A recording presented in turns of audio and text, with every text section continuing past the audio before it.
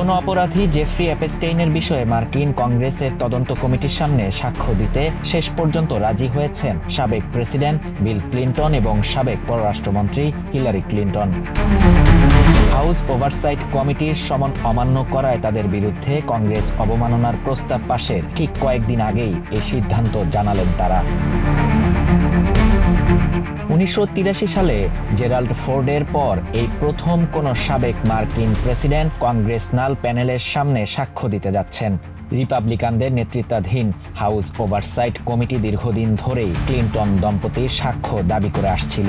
2 ফেব্রুয়ারি সোমবার রাতে বিল ক্লিনটনের deputy chief of staff Angel Urena social মিডিয়ায় বিষয়টি নিশ্চিত করেন। তবে তিনি এই তদন্ত প্রক্রিয়াকে রাজনৈতিক উদ্দেশ্য প্রণোদিত হিসেবে উল্লেখ করেছেন। তার মতে ক্লিনটন দম্পতি ইতোমধ্যে যা জানেন তা শপথের মাধ্যমে জানিয়েছেন, কিন্তু তদন্ত কমিটি বিষয়টিকে ভিন্নভাবে ব্যবহারের চেষ্টা করছে।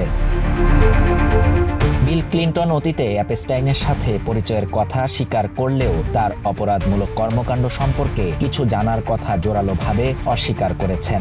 যদিও অ্যাপস্টাইনের ব্যক্তিগত জেটের ফ্লাইটে ক্লিনটনের ভ্রমণের রেকর্ড এবং তার অবকাশ যাপনের কিছু পুরনো ছবি সম্প্রতি বিচার বিভাগ প্রকাশ করেছে, তবে ক্লিনটন শিবিরের দাবি এই সম্পর্ক 2 দশক আগেই ছিন্ন হয়েছে।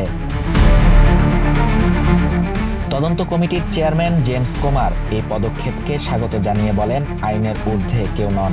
এর আগে ক্লিনটনরা এই তদন্তকে রাজনৈতিক প্রতিদ্বন্দ্বীদের হেনস্থা করার একটি কৌশল হিসেবে বর্ণনা করেছিলেন। অবশেষে দীর্ঘ টানাপোড়েনের পর তারা সশরীরে উপস্থিত হয়ে তথ্য দিতে সম্মত হওয়ায় এই তদন্তে নতুন মোড় আসার সম্ভাবনা দেখা দিয়েছে। শাহরিয়ার শাফাত, বাংলা নিউজ 24।